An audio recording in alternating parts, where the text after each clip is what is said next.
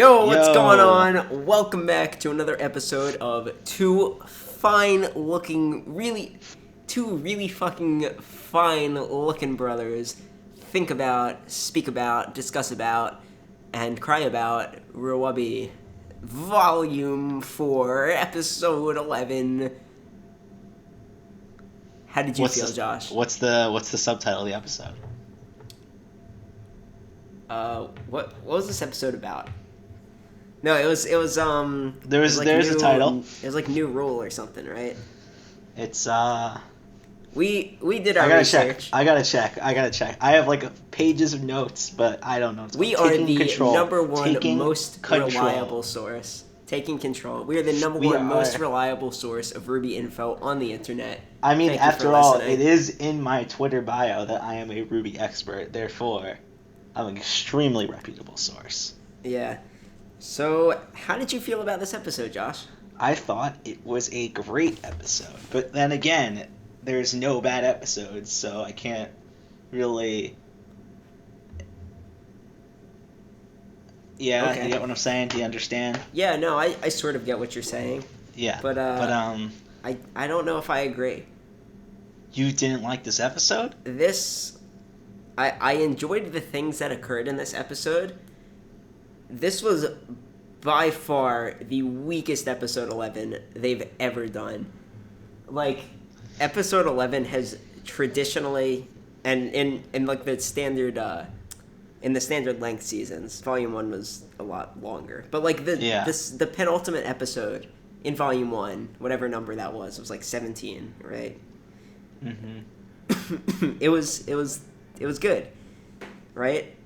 Volume 2 is your favorite Volume episode. 2, No Breaks, is also one of my favorite. It was my favorite episode when it premiered, and it stayed my favorite episode until Volume 3, Episode 11, Heroes and Monsters, which then it became my favorite episode ever. And now we get to Episode 11 in this, and nothing really happened. To me, I feel like I feel like they're building up for a really long finale episode. Do you still get what I'm saying? I feel like the next episode is going to be the I guess metaphorical 11 and 12. I agree, yes, but I don't think that that's necessarily a good idea. Because the finale episode has historically been a letdown, right? Like, you can't get that much stuff in. Huh? Like, Breach was sort of like, well, it happened. And the volume 3 finale. No, I'm talking about 1 and 2. And 2. So those two volumes ended with like a pretty lackluster ending, right? Like, all the bad stuff generally happens in 11 and everyone does a thing, and then it ends like partway through, like towards the beginning of 12. This is true for all of them, and then the rest of it is like resolution before the next volume. This happened in every single season, and it's not happening now. But I don't know. Like, I'm in a completely different perspective, I guess. Like, I feel like I have zero. Like, I have complete faith that this will be episode 12 be an amazing episode. I have like zero doubts of like in Miles and Carrie right now. Like, I'm like I don't know. I guess I'm just in different shoes. I'm like, okay. I also feel like it's the nature of this volume too. Yeah, like, this volume was definitely like a bridge volume. Yeah, you know what I mean? Yeah, it was support. It was story. It was not super interesting. It's pretty much the volume. It's the volume 1 of the next part, like the next part of the story. Do you know what I mean? Yeah, I agree. So in that regard, I don't think it's that bad, as I did enjoy the things that happened in the episode. Mm-hmm. But as episode 11's ago, in that symbolic position, it's definitely the weakest one. Yeah. And I really hope this is just the volume 1 of season 2. It is. Well, someone's excited outside. Someone's hurt. So that was an ambulance, Josh. Somebody is dying right now, and you are making fun of this. No. I think it's just a car cheering for the recovery of Sun Wukong. The ambulance is going for Crow. He's in a bad place. Or Ren. Okay. Okay. Now that let's get. You're right. Let's talk about the charted it in episode. order, so I have I think we're gonna go Cinder, Yang, Weiss, Block, and Team Ranger. Yes. Okay. So, let's get right.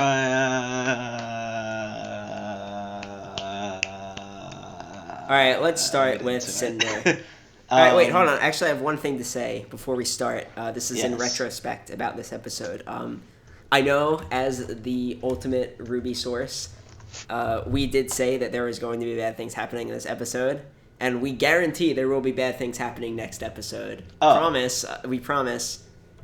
We know nothing bad happened in this episode, and we really we should have known that it. Historically, it has been in this episode, but I guess, they're saving it for the end. I think I realized that this episode wasn't going to be it when because I honestly think this episode may be the conclusion to some of our characters' arcs for this volume, at least. I don't see much more they can do with Yang for this volume. I don't think they're going to do anything with Yang and Weiss. I think maybe I don't think Weiss is necessarily over, but I think maybe Blake might be over for the volume. Maybe a clip of Ironwood helping Weiss leave, but it just seems like the setup was that they are all going to the same place. Yeah, right. And we'll talk about that as the episode as our discussion progresses. But yeah, I think the volume is definitely going to end in transit. You know what I mean? Everyone is gathering around Haven. You think it's gonna skip ahead volume 3, and it's gonna show everyone? I don't know if it needs to skip ahead. There. I feel like everyone's already gonna be in transit, currently. Yeah. Everyone, yeah. But back to Cinder. Yeah. I love cool. This is probably my favorite part of the episode, but I love the video game training room that they're in. It's like Professor Egad's Catch the Ghost laboratory thing. No, but I guess my biggest takeaway from this part is Cinder actually gonna be redeemed at some point in the series? I hope not. I don't know. There's I feel like this episode definitely, for the first time ever, slight hints of Cinder's regret. You know what I mean? No, I don't necessarily agree. See, I feel like it might happen, but I really don't want it to happen. I mean, her look when Tyrion was having his breakdown, that's it seemed like a look I fucked up. How did she fuck up? No, not the.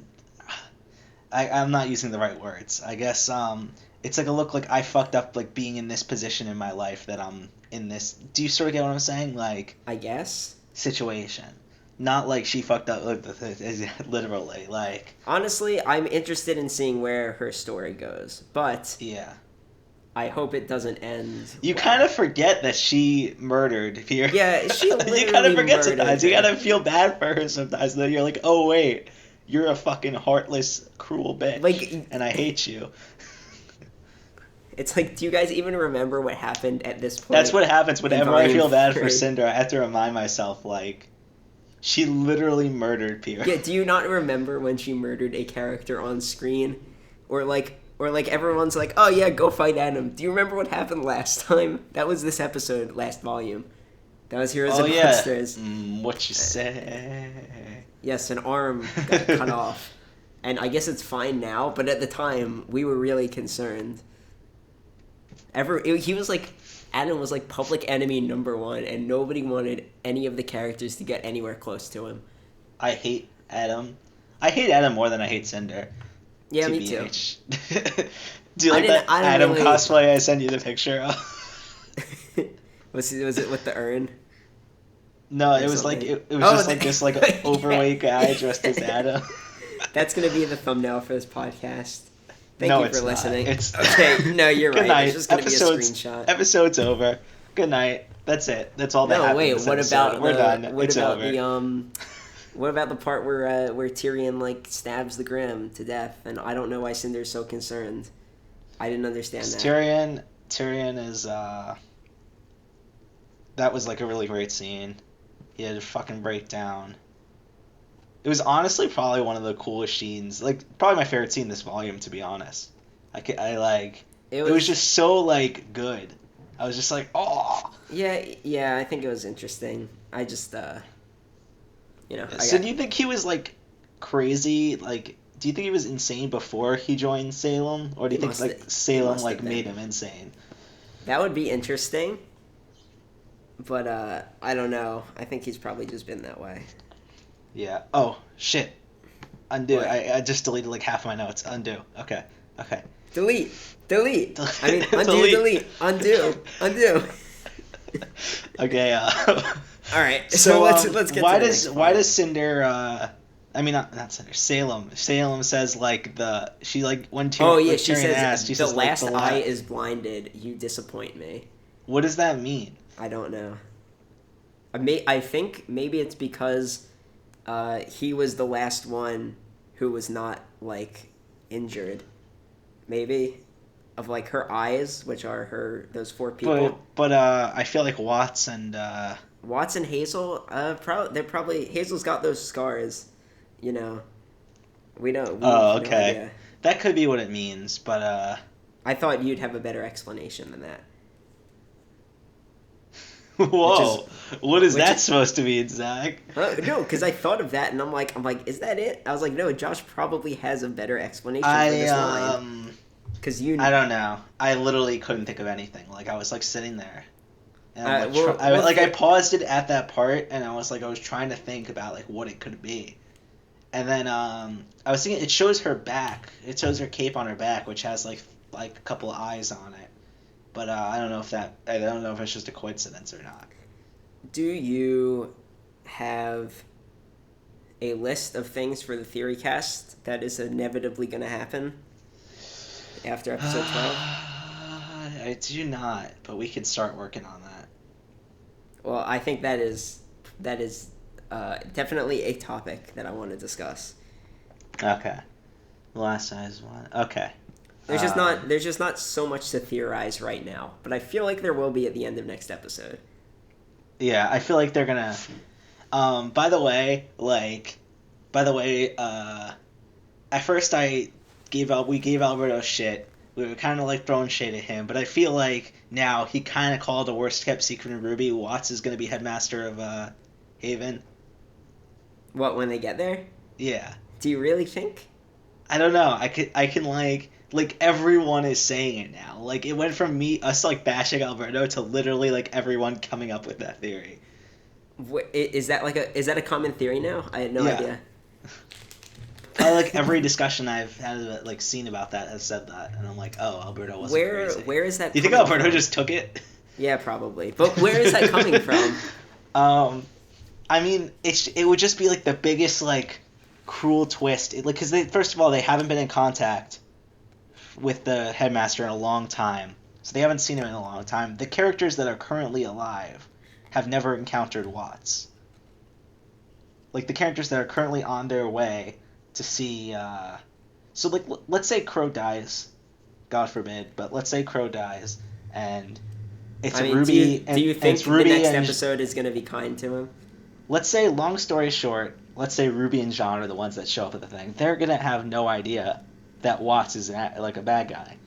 You know what I mean? Like they're gonna have no idea. It would just be like the best cliffhanger. You know what I mean? If they just showed up and it was just like, I feel like that would be like a stabbing cliffhanger. I am Dr. Watts. Yeah. Didn't I say this in the last podcast? Yeah. But I was like, that is how this volume's gonna end? It might. It might. Like, I'm honestly really close to considering it, but I don't know. I don't see how they could get to... Unless the next episode's really long, I don't see how they can get to Haven this volume. I feel like the fight's gonna happen. Like, people are gonna get hurt and die. They're gonna RWBY's probably gonna use her silver eyes to beat the... Yeah, and then it'll fade out, and it'll show them finally getting to Haven. and they'll be like, "Oh my god, I can't believe we finally made it," and then it'll be like, "I am Dr. Watts," and then yeah, and then, but like, I feel like that plot point would be immediately led into Oscar coming and having to convince them that Watts is evil and that he is Ozpin. Yeah, well, that's going to be like, I feel like that's going to be the early half of next volume is going to be, I could also see the start of this volume being like they get there just in time for the White Fang's attack to happen. But like that would have been episode 11. That's got to be episode 11 next. No, but it could be the cliffhanger, and that's a. Oh yeah, that's true. It could be episode 11 next one. Historically, there have not been cliffhangers. There literally has been cliffhangers every single volume. Not really. Not a literal battle about to happen. Oh, that's true. Yeah. They always end. Volume 1 ended with them like sitting outside and right like Ironwood's troops were coming, right? Yeah. And Volume 2 ended with Adam. Yeah, and it's he's like, they'll listen to me, and Adam comes and everyone's like, but and then Volume 3 ended with Salem, the reveal of Salem. Yeah, so I don't know about them actually starting a fucking battle at the end, but I think it could be the Watts reveal. Yeah, I could see that, but okay, so Yang's story, not a lot to talk about, but she's back, baby. She's gonna join. So So I kind of just assumed that like her only option would be to just find Ruby. But what do you think she's gonna do? I think she's gonna be dumb enough to go look for her mom. I think she wants to. Yeah, I feel like she'll meet her mom just inherently by going with Ruby. You know what I mean? Yes. Like I think that will happen like in the path. I think she's definitely she's on the way to her team and not. Yeah, mom. I feel like Raven's story arc is intertwined with Ruby's at this point. No, actually, that's the mom's storyline. I tried to like intersect there so you wouldn't finish the shitty joke. Of course, I'm going to finish the shitty joke, Joshy. What else am I supposed to do? No. All right. Anyway, actually, that's the joke. Anyway, so Weiss. the Yang scene ends, and then Weiss leaves through the door for whatever reason. Yeah. What was the point of her breaking her wall? It was pretty cool. She's like, "Ha, suck it, jock." I assumed it was just for like, what I figured out is it probably was just for like her practice to make sure she can control the guy. That's all I'm thinking. I really thought that was Chekhov's hole, like. I literally thought like Ironwood was literally just gonna like fly his plane. Yeah, I thought she was gonna jump onto it and it was gonna fly away. So that's the thing. Do you think Ironwood is in on the plan to get Weiss out of there? Oh, is that why you think she locked it? I wonder if Ironwood was there. He was there anyway, but he was also stalling. You think he's stalling? All right, so I think he may have been. I don't know, but what he was saying. I didn't even consider that, but I think there is a good chance you are right. Yeah, because how the hell is she going to leave Atlas without Ironwood? Huh? Yeah, and I think she did that to buy time. So it's confirmed everyone's going to Mistral because she's going to see Winter, who's in Mistral. And yeah, everyone's in fucking Mistral. So everyone's going to just come together at Haven because Haven's it's the haven for all the character meetups. Wow.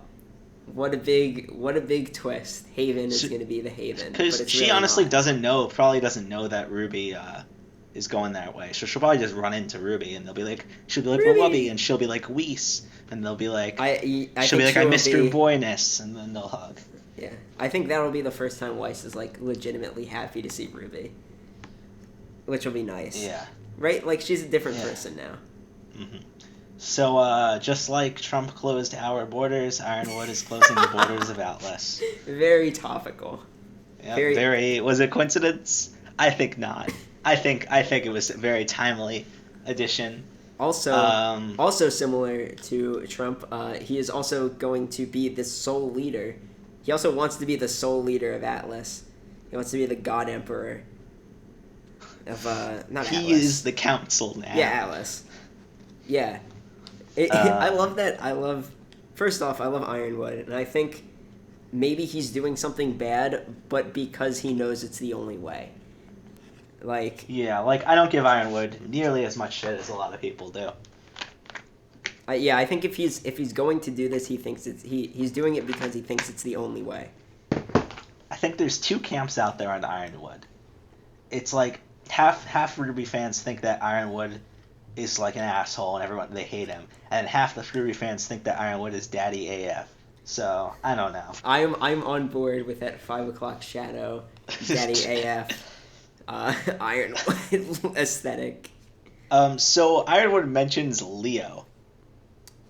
Who's Leo?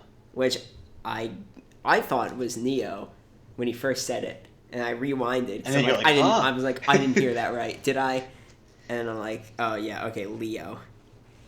So yeah. I don't know. I guess Leo's the general or something. Probably haven't met him yet. Like. Okay. So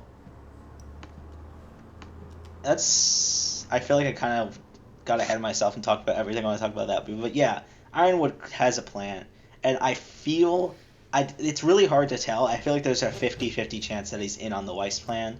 But the only thing I'm thinking is, how is she going to leave Atlas without Ironwood? And then it'll be perfect for the story, because then Jock will be like, you took my other daughter too. Oh. Yeah. I love that Klein says he's like, yeah, she's going to be the only family you have after this. And Weiss is like, yeah. I don't care. Yeah. What are her options? Her fucking alcoholic mom, Whitley, who's a fucking Draco Malfoy motherfucker, and then Colonel fucking Sanders. I have a feeling her mom's gonna be a cool dude. If we ever meet Cool her. mom has chill day. Cool mom has drunk day. Okay, you keep talking about Weiss. I gotta go to the bathroom before the second half of the episode. Alright, so I won't start on the next stuff. Yeah, just talk about alright, just go. And just go. I don't have that much to say. You gotta go. Alright, so let's talk about Weiss. Weiss Schnee. See, I really thought this episode was going to go in a different way. I thought she was going to go out the window, and I think it's weird why she didn't just jump. But, yeah. I feel like this is definitely not the last we're going to see of her family, especially because of that line. Like, clearly they're still going to, her family is going to weasel their way into the rest of the show. I am so sure of it now, so I don't think she is completely alone. Although I think Winter will be a little bit better when she's not being fucking watched. I do like Winter. Anyway, let's get into the next part of the episode. Belch Belladonna. Which is Boo. Best character, hottest character, most perfect character. Yeah, that Belladonna. I can't believe I didn't realize this earlier. The best character, all they needed to do was take off their shirt, and suddenly they are the best character in the show. Oh, you're talking about I'm talking about the same person you're talking about, right? You're talking about one Sukon? No, I'm talking about Sun Wukong. Okay, let's continue on. Your little Sunny boy almost died because that wound was pretty close to his heart. If she would have been 1 inch off, he would be fucking dead. Whip through the heart, and you're too late. You give love. So, my biggest takeaway from this is that, well, obviously I'll talk about the big thing, but so is the White Fang the leader? Because Blake's dad came in and he was like, oh, they're planning, Adam and his faction is planning to overthrow the rest of the White Fang. From Salem, what Salem is saying is that the White Fang, current White Fang leader's in on it. So I'm thinking that that coup that they're talking about was a mislead, I guess, a misdirect or something, or is it going to be a fake coup, for the media and the publicity? You think? What do you think? So that person doesn't get blamed when the White Fang doesn't, like, is shit? Mm-hmm. Well, did Salem ever say that the leader was in on it, or did she just say she had a contact? She wanted to talk. She wanted one of them to go talk to the leader. I don't remember if it was Hazel or Watts. She's like, go talk to the leader of the White Fang. Make sure he understands how loyal Adam was to us. Wait, no, wasn't it, Didn't we write this down after we got it wrong a bunch of times? We can't, that episode is I feel like it's like a Bernstein thing, where, like, they literally, Rooster Teeth goes on the website and, like, changes the episode each week to, like, make it so they gave him different objectives. Because, like, I watched the episode, like, a couple weeks ago, and it was just completely different objectives than what we initially said. It was. Do you remember what it was? I'm almost starting to think that Tyrion wasn't even sent after RWBY. Like, do I even know what happened this volume? Is this all elaborate ruse? Is this real life? I think it's just fantasy, actually. I'm caught in a landslide. No escape from reality. Anyway, Blake's mom wants to get the let's talk about the best payoff of that joke that everyone was complaining about when it happened the first time, and immediately as it happened the second time, I'm like, okay, yeah, it was worth it. Them falling into the room. Yes. Blake's mom wants the Wukong, the son's Wukong really badly. The Wukong ding dong. Yeah. I guess it's the Wu Dong. And what I don't understand is, if Watts were headmaster, would they even need to do an attack? Or maybe it would just be like an all, like, planned attack.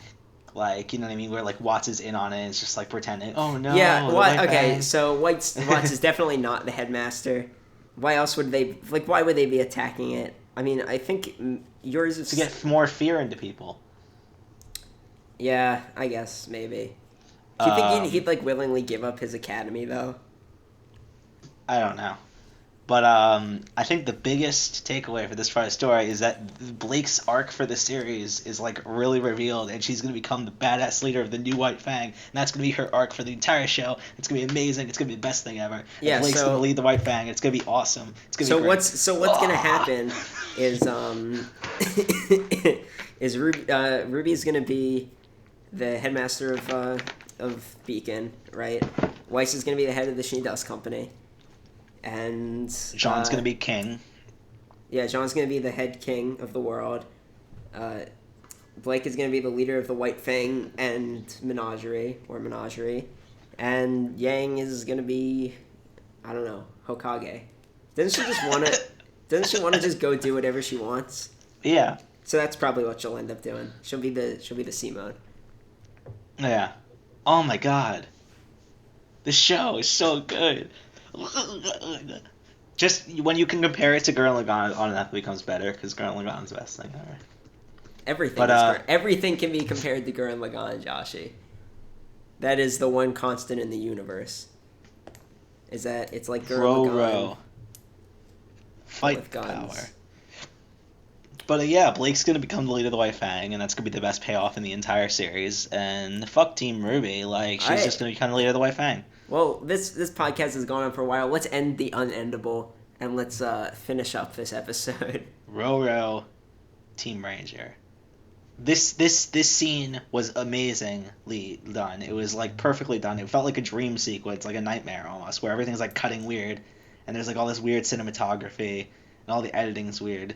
And it's like, it's awesome. And then that's the most amazing looking Grimm ever. It looks so perfect. It looks so cool. The way it twitches its head, I'm like, yes, this is the best thing I've ever seen in my entire life. So is Ren the only one that can see it? Or are the other ones just not turning around for whatever reason?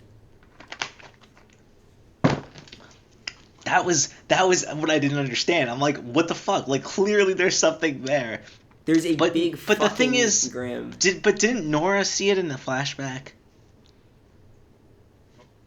Did like she? I feel like if like Jean's like, what's that noise?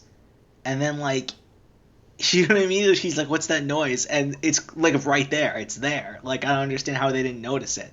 He's here. Like he's literally like there. Wasn't like he was like in the distance. John's too busy looking down at his 3DS to see that there is a huge fucking Grim there. But then he street passes it and he's like, oh no. He's here. Yeah, he's here. I did want to say one thing about the previous scene before we finish. Oh, the belch scene? Yeah, son going, hey, Mrs. B. Oh, they're fucking. That was funny. Yeah, of course. And also, yeah, Adam is 100% in menagerie right now. Like, something's going to happen next episode, and I don't think it's going to be good. It's Chekhov's bull faunus. Chekhov's bull faunus. Yes, indeed. The common literary device. When Blake's dad, when Asgore pulled out the phone, I was like, oh, it's gonna be her phone with the picture. Like, no, Son's phone with the picture. That's what. And then that's what I thought too, and it wasn't. It was just like folders that said WF for White Fang. I don't know. How did he find it out? How did he find out this information? Did he just like hack the world or something? Like, yeah, he's Bobby Bitcoin. The best hacker in the world. He's a Where's Waldo. Is he just like going into like fucking what's the store with all the computer? I don't know, Office Max or whatever, like typing in on like printers and stuff. Best Buy.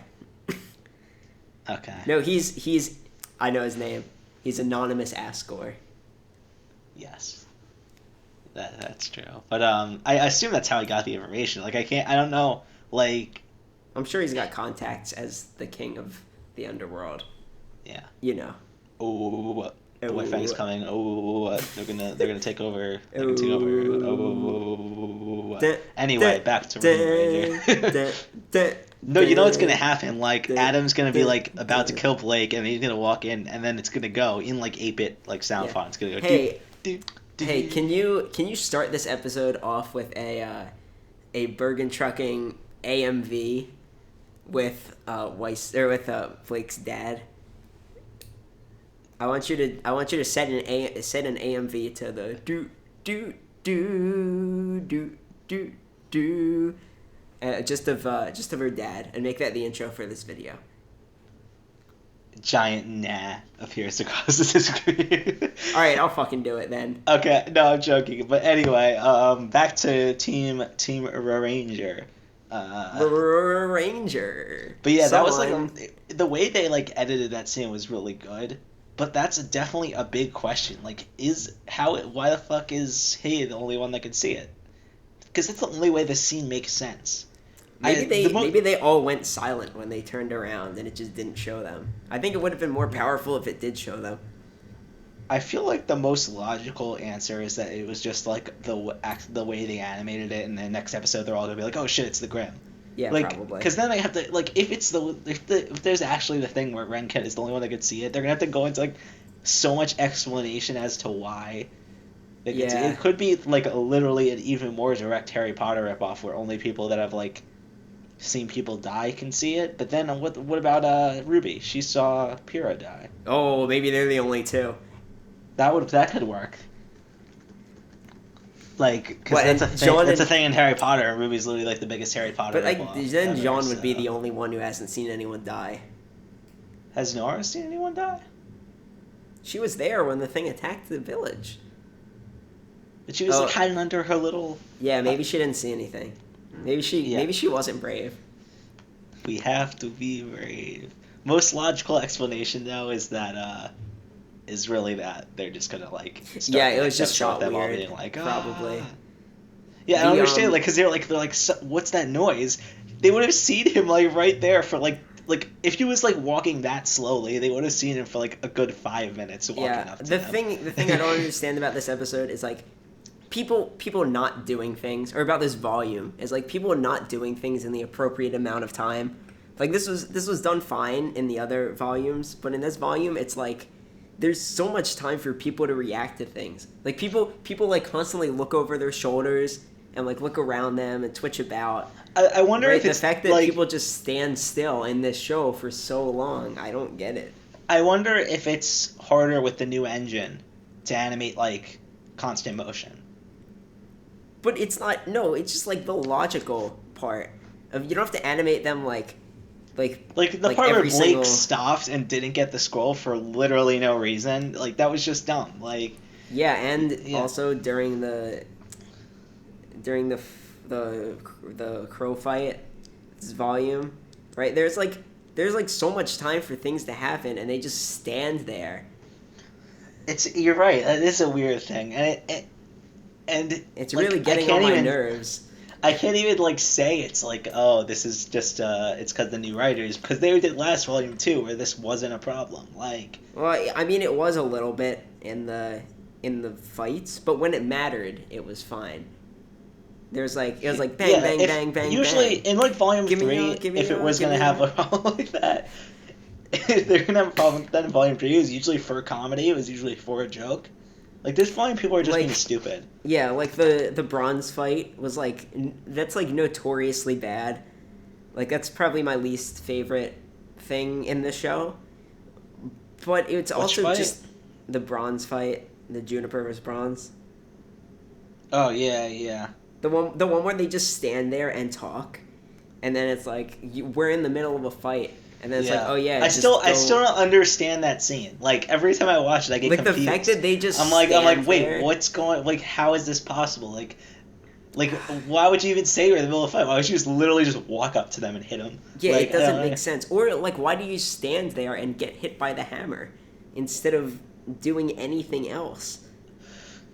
I don't understand. Even in volume 1, these characters were able. RWBY's terrible show. It jumped the shark, man. It's over.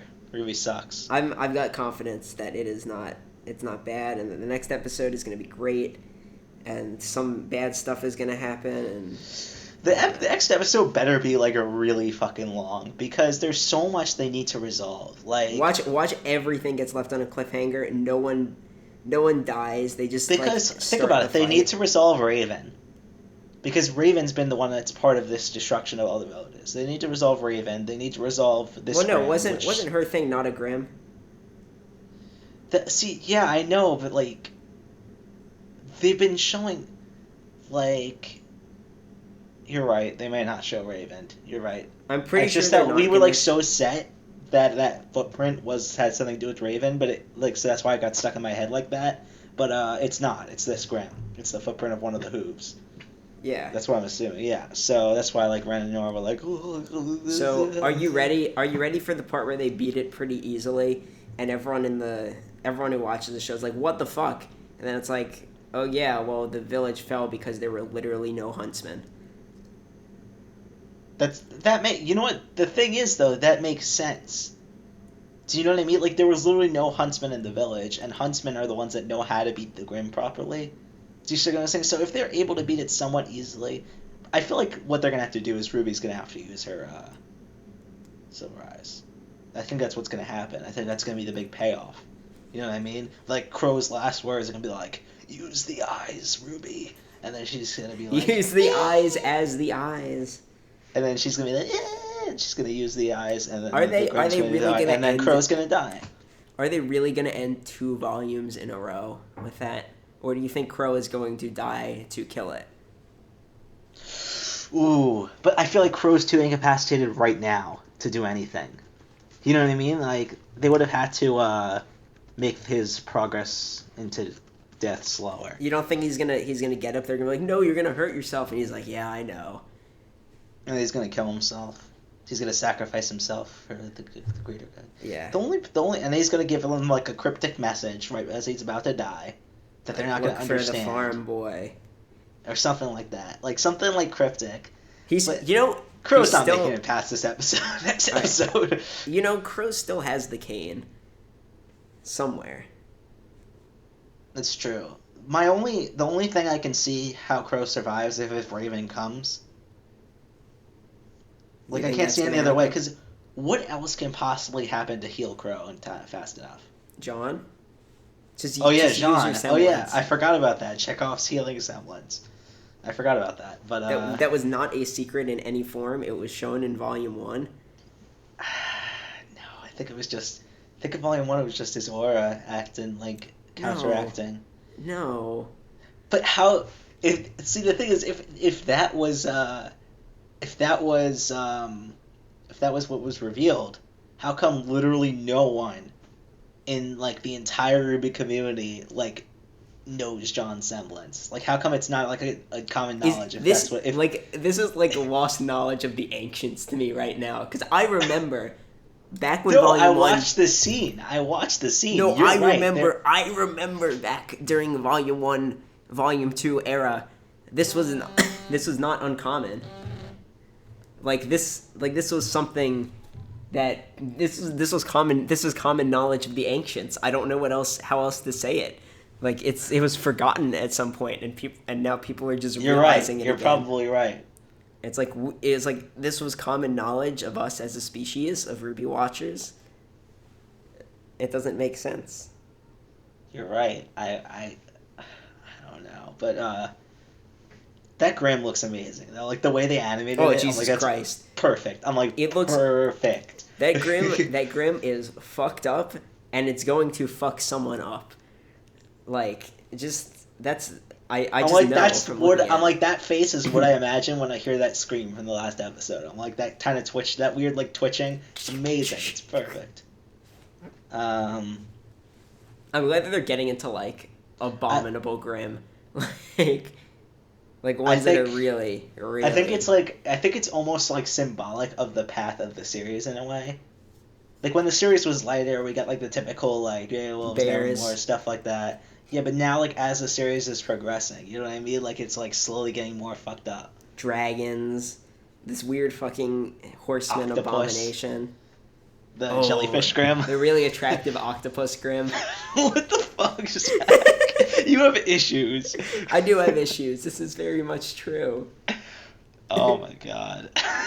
I do love that thing though. It's awesome. I'm just imagining you in that shot from Cool Guy Chaz Chill Day where they're like all like rubbing over you know, cool like Cool Guy. It's yeah, like and then zooms in on the dude that looks like Eric, and he's like yeah, it's like I think either you're probably the one being rubbed, and it's like Neo and that octopus Grimm, like on either side, like just like going like rubbing above it. Am I right? Hey, if I made Neo make that face, my life would be accomplished. I wouldn't need to do anything else. God, fucking Neo. I'm very glad nobody listens to this podcast this far through. I can't wait till I get sucked into the world of RWBY and become the husband of the leader of the future leader of the Weiss. Oh, you mean Ilya? Fuck Ilya. Are we done here? Is there anything else we need to like talk about? This is by far the longest cast for one of the least thrilling episodes. So, but it was very dense in terms of information. That's I'd true. say. But it just wasn't that thrilling. And I mean the scene in the beginning, like the first like the Cinder scene, is probably my favorite scene in the volume, to be honest. No, actually, I'm 100% wrong. I don't know why I said that. The best scene in the volume was obviously when Boop started playing in last episode. Like, what am I even saying? Who the fuck am I? But this is probably in top 5. You have to stop talking. Are we really 43 minutes into this podcast? Yeah, we are. I literally thought we were at like 20-minute mark. This is the longest episode of Two Fine Like a Brother. You want to just keep it going? You want to start the normal podcast right now? Yo, welcome back. Yo, what's going on?